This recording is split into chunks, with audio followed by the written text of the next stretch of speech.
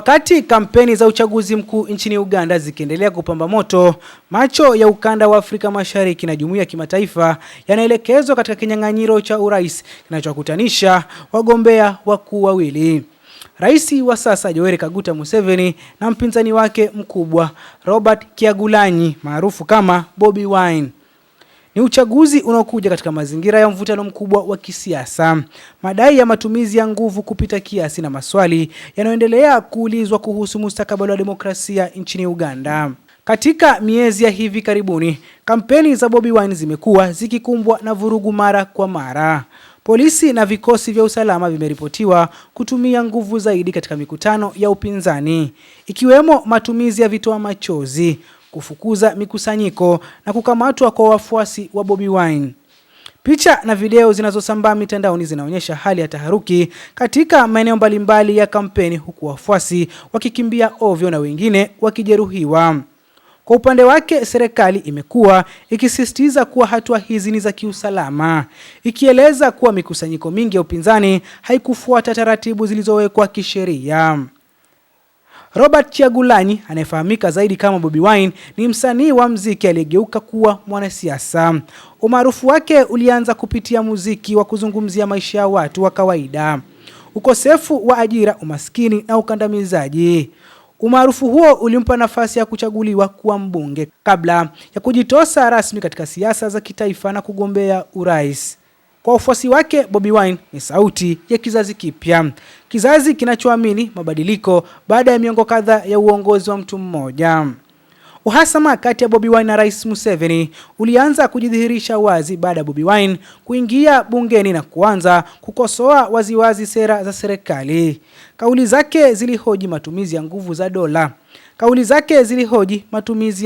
za dola, hali ya haki za binadamu na mabadiliko ya katiba iliyomruhusu Museveni kuendelea kugombea.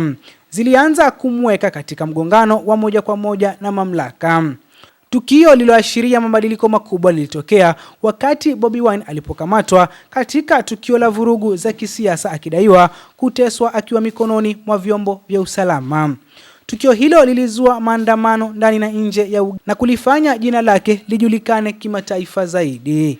Katika kipindi cha nyuma, Rais Museveni akitaka aunge mkono uongozi uliopo. Kwa mujibu wa kauli zilizotolewa hadharani, Museveni aliahidi kuwa angeweza kumuunga mkono Bobi Wine katika siku za usoni iwapo angefuata mkondo huo.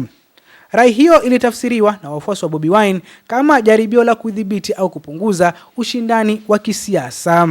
Bobi Wine alikataa wito huo, akisisitiza kuwa aliamua kuwania urais kwa niaba ya wananchi wanaodai wamechoka na uongozi wa muda mrefu. Katika uchaguzi uliopita, Bobi Wine alidai kuwa mchakato haukuwa wa huru wala haki. Alitaja dosari katika uandikishaji wa wapiga kura, uingiliaji wa vyombo vya usalama na vizuizi katika kampeni za upinzani. Malalamiko hayo yaliwasilishwa pia kwa jamii ya kimataifa, huku baadhi ya waangalizi wakitoa taarifa zilizotaja kuwepo kwa mazingira yasiyo sawa ya ushindani.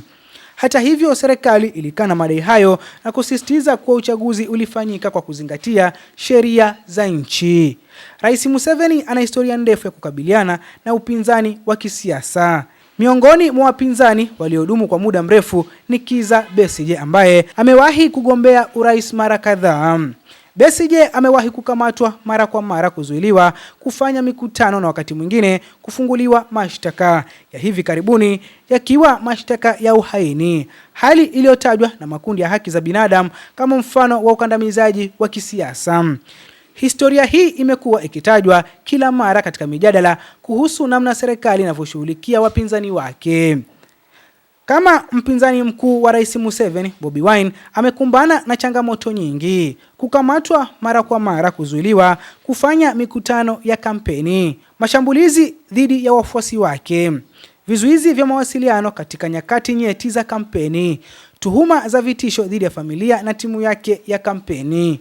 Licha hali hiyo, Bobi Wine ameendelea na kampeni akisisitiza ujumbe wa mabadiliko na haki za raia.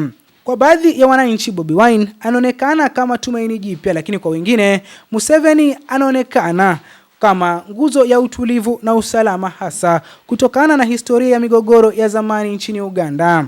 Mgawanyiko huu umejitokeza wazi katika kampeni, mitandaoni na hata katika mazungumzo ya kawaida ya wananchi.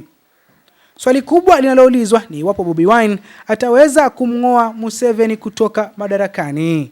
Swali hili linabaki wazi, hasa ikizingatiwa nguvu ya dola. Uzoefu wa Museveni katika siasa za mazingira ya uchaguzi yanayoripotiwa kuwa na changamoto. Kwa upande mwingine, nguvu ya vijana, mitandao ya kijamii na shinikizo la kimataifa vinaendelea kutajwa kama mambo yanayoweza kubadili mwelekeo wa siasa za Uganda.